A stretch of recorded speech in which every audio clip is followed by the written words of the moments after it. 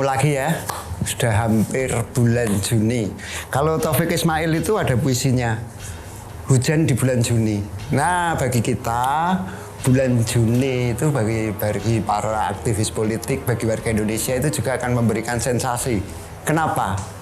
Karena pada bulan Juni ini nanti Pak Joko Widodo akan keliling Indonesia mendampingi, bahasanya mendampingi ya, mendampingi PSI, Partai Solidaritas Indonesia. Ini sesuai dengan pidato Pak Jokowi ketika Rakernas bahwa akan mengerahkan seluruh sumber daya untuk membesarkan PSI.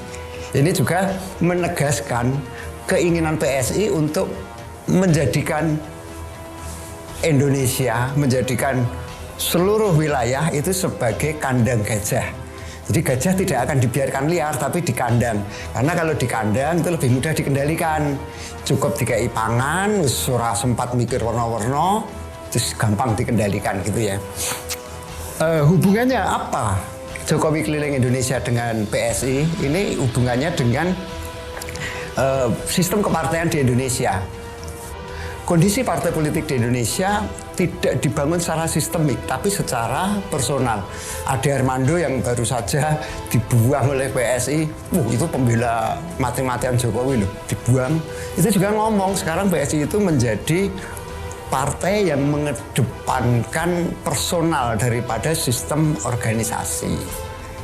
Personalisasi partai ini juga akan berdampak pada kinerja partai dalam memberikan advokasi, memenuhi hak-hak masyarakat sesuai dengan hukum yang berlaku. Saya jadi ingat ketika Nabi Musa kecil dulu itu dia dihanyutkan di Sungai Nil, kemudian dia diadopsi oleh Firaun, kalau nggak keliru apa ya, Ramses II. Diadopsi, dibesarkan, dididik, diberi pendidikan macam-macam, betul-betul menjadi orang besar, menjadi tokoh saat itu.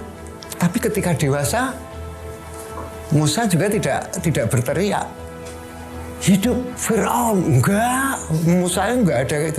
Coba bayangkan loh, sekarang kalau misalnya Musa teriak hidup Firaun, kemudian ditulis di kitab suci, ditulis di Al-Quran, itu jadinya kaya ngopo gitu loh.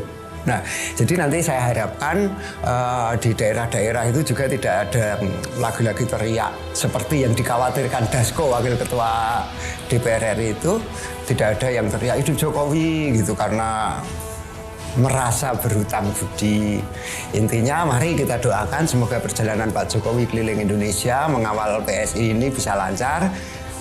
Pak Jokowinya sehat walafiat sehingga tidak perlu diundang, tidak perlu dipanggil ke pengadilan, bisa datang membawa ijazahnya dan menyelesaikan persoalan yang selama ini membuat kubu-kubuan antara pro Jokowi dan yang kontra. Gitu ya. Prinsipnya yang perlu kita pertahankan sekarang adalah banyak koruptor, banyak rezeki.